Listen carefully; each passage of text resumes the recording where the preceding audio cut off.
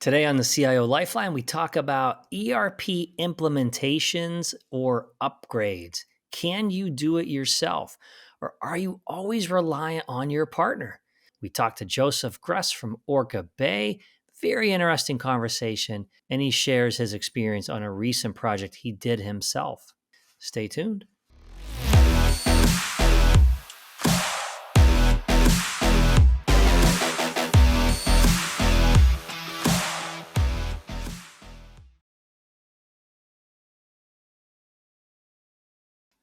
We're going back to Scottsdale, Arizona during DynamicsCon Live 2023, where I sat down with Joseph and had the conversation about ERP projects and how you can internalize them. What are some of the caveats, the type of skill sets that you need internally, and what role does your partner play in this effort? Well, I'm excited to be here. I came to NAV a kind of non-traditional way. In my 20s, I was an idealist. I wanted to change the world. And so I started doing that. I got a master's degree in something called Technology and Human Affairs. And the idea was using technology to make the world better, to solve problems. I kind of decided partway through that, man, that is really hard. I'm not ready to take that on yet. And went a different direction I decided to become a teacher. I studied physics and astronomy and became a university teacher. I did that for 6 years. It was both the best and the worst job I've ever had. It was phenomenal when I connected with students and got them excited about seeing the world differently, understanding how things work.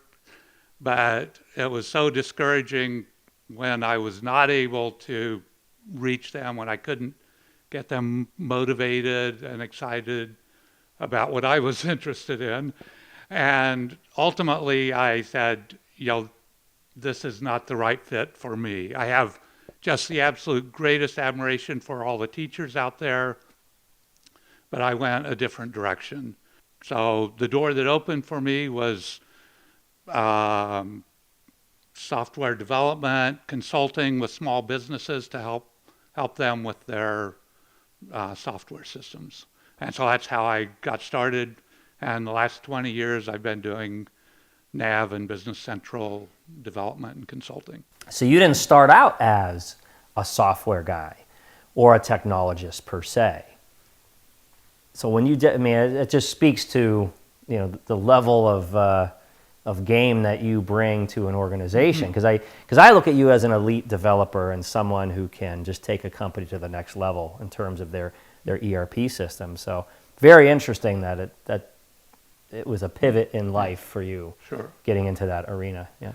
So how many? So I guess if I bucket it, there's an implementation of an ERP system. Yes. There's a re-implementation. And then there's an upgrade. Yes. So can I assume you've done all three? Yes. Okay. And then how many have you done in total? Well, probably half a dozen implementations, probably 5 or 10 upgrades, and not very many re-implementations. And they all have been, so the ones that you've gone solo on, or I would say taken on the vast majority of the work. How many of those have you done? One. This was it. And then what environment was this for? Was it Business Central? Was it? So we started out in NAV 2018. Okay. We had an intrusive add-on. We had quite a few modifications, and it worked more or less, but it was not we were kind of trapped by the system. And who was your boss? So he's the CIO. His name is Matt Teamer. Okay. At Orca Bay Foods. Yeah. Okay.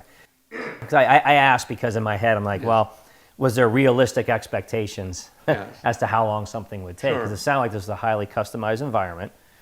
And then, so that's where it kind of resonates with me why it was a re-implementation, if I'm hearing you right, just due to the complex nature and some of the customizations that might have gone sideways, right?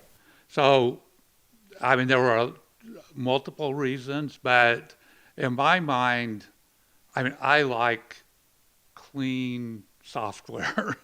And, over the years, things just get added on, get messy, and, this add-in, it had some functionality we needed, but we weren't using most of it, and it just was clunky. And was this a SaaS move or to the BC on-prem? So, a great question. We went to BC on-prem. I'm now wishing we would have gone directly to SaaS, but that's a whole different story. So that's interesting. And was this your first experience into the AL side? No. So, the modifications I'd been doing in NAV 2018 at Orca Bay were almost exclusively in AL. My boss said, I know I want to upgrade, so I don't want you doing stuff in Seaside. I want you doing it in AL from the word go. So that was definitely a help when I went to do the upgrade. Now, was that for new customizations, or were you rewriting the current ones into AL? Most of the modifications in our system were in AL, but they were in two separate extensions. There was an extension from the reseller at the time, and then our extension on top of that. So this does help frame this up, right? Because it feels like a gargantuan task to me. I'm on 2018. Right.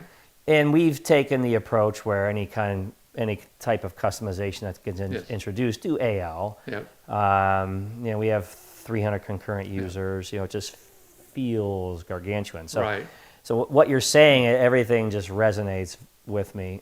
But so, touched upon the customizations, your approach to your current environment. It's 2018. You're going to BC on-prem. How about the user population? How many users did this environment support? So I don't have the exact number, but it was somewhere 50 to 70 users. Okay. And then you mentioned a problematic add-on. Yes. How many other add-ons or ISVs were in there? We only had, I think, 2 other add-ins, so it was very limited. Okay. All right. And now you've made this decision to upgrade. Do you have a partner? Our partner is Innovia now.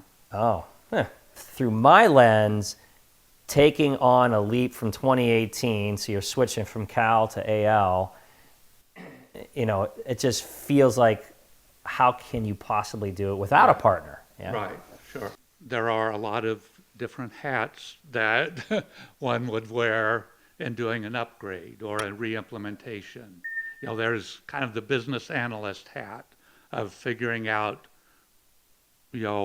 what can we do in the standard Business Central, and what can we get rid of, and what can we change, and what do we need a modification for? And then there's kind of the upgrade specialist hat, the person that takes the data from NAV 2018 and runs it through the upgrade engine to get it into Business Central. And then with the re-implementation, then there's also then creating XML ports or configuration packages to bring in all the other data, the custom fields, custom tables. So there's that upgrade specialist hat. There's the project manager hat of kind of keeping track of all of the pieces that we have to get done. There's the developer hat. There's the keeping the old system running hat. So there's all of these hats. Thank you for tuning in on how to fire your partner. Well, and there's one more hat too that I think is important. That's the change management hat. We talk about this in a prior episode. It's getting that user adoption, having that, I'll call it the bedside manner, which you have. I mean, you're very inviting, and it's just every conversation we have is I feel like we could talk for hours, right? You don't get that with everybody. That's a unique skill set. I'd argue you can't teach that skill set. You either have it or you don't, and you have it. Well, thank you. Yeah, I think maybe that's the teacher, the one who loved teaching back in the day. That's a great point. That's a great point. So it was summer of 2021 when my boss came to me and said, let's do an upgrade. How are we going to do it? And I said, let's do a re-implementation. And he said, great, go for it. So I would just pick and choose different pieces and then refactor them as needed to work in a new extension. My philosophy is ERP systems are meant to be extended or modified. I like the aspiration of we're going to use the base product. Yes. I just find that to be unrealistic if you're a company of any size and complexity. So was that kind of your approach as well? Try to use the base as much as possible, but the realization that we're going to have to modify this. Definitely. So you spent some time working for Innovi. Obviously, you have a good relationship with them. Yes. But if advice for our viewers, taking the approach you're taking, and again, you're an example of how you can internalize this process. Sure. But so maybe this is a softball I'm throwing you, but do you still see there's still the need for that for the partner for overflow or just pinging ideas or strategy and definitely 70 users 2018 environment going on-prem to on-prem re-implementation. All right, so if you were from the first conversation and commitment to the project to let's get farther down the pipeline as to where So I was lucky or blessed that my boss and I had a great relationship, and he understood this is a complex project. We don't really have any idea how long it's going to take. We don't want it to take years, but he said, let's just start down the road and let's set a goal, but we're going to let the project determine the endpoint. We're not going to say, well, we said we were going to do it in 6 months. It's now 7 months, and so I started the project, and so I actually started working on it in November 2021. And the first step, so it was a hybrid upgrade re-implementation, is how I would describe it. Step one, take all the modifications, all the add-ins out of the NAV 2018 database. Keep all the standard NAV data and tables and fields, and then run the upgrade engine on that to bring our standard data up to Business Central. And that simplifies the upgrade a lot because you don't have any add-ins to deal with, no custom data. Microsoft has tested the hell out of doing this, their standard stuff, and so that part went smoothly. So that helped get our standard data into Business Central so we could see what it looks like and see, okay, this is what we're missing. So we could then start to do the business analyst role of figuring out, okay, what do we need? What modifications do we need? What can we get rid of? What can we do differently? I started with the data. I looked at, okay, what were the custom fields on the customer table or the item table, and which ones were we actually using in NAV? What are the custom fields on the sales header, sales lines, item ledger entries? So all of the main tables, I looked at every custom field some of them I knew right away, we need that. Some of them I said, I've never heard of that. I checked, there's no data in that field. I'm not bringing that forward. Some of them I, talked to my boss, talked to other people. Do you use this? What's this for? And so I kind of let the data help me figure out, okay, what are we missing? What are the parts I need to add? And then there was then the part of creating the XML ports, the configuration packages to bring all that custom data forward after the base upgrade. And that was a ton of work getting all that data forward, but very worth it because it made our, for the users, the look and feel is pretty different in Business Central than in NAV, but because their data was pretty much all there and they were pretty smart users, they made the transition really pretty quick, very quickly. Faster than I thought they would. So having that different look and feel, were you also responsible for the training of the organization? Yes, yeah. Yeah, see? So I started actually working probably about 3/4 time, November 2021. We went live November 2022. So it was pretty much a year that was 3/4 or maybe even 90% of what I was doing. I still, if yeah, because you still had a business to run. Right, yeah. There was still a 2018 environment going, right? Right. And yeah, people would get errors or sure. Why is this cost wrong or, whatever. But after we were 4, 5, 6 months into it, the chief operating officer was saying, when is this how's this project coming? So then I kind of put together this Gantt chart, this work plan.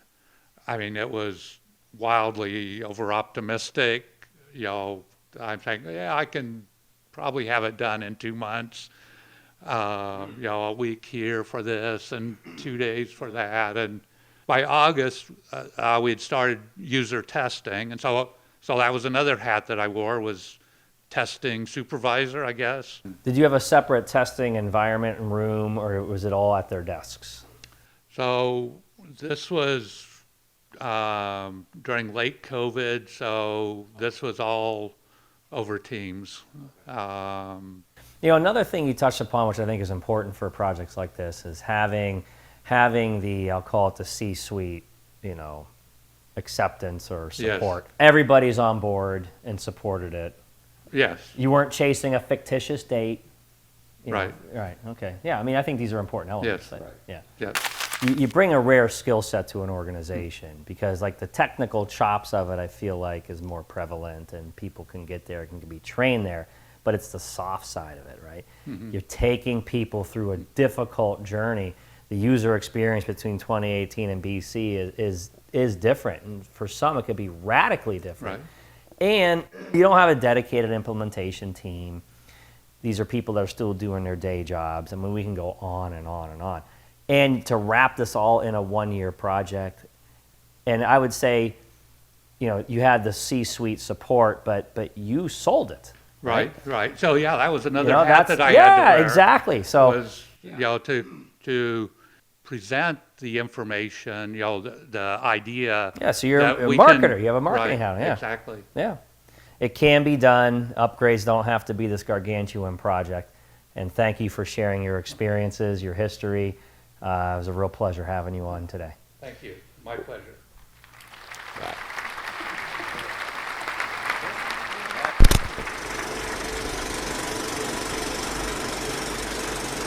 Joseph is going to tell us about his journey, how he did it, and how partners still can play kind of that, what's the... I also had a quote from Winston Churchill. I'm not sure if, I'll throw it out there. It kind of will probably insult all of your audience, but Let me read it. I love it. Insult away, sir.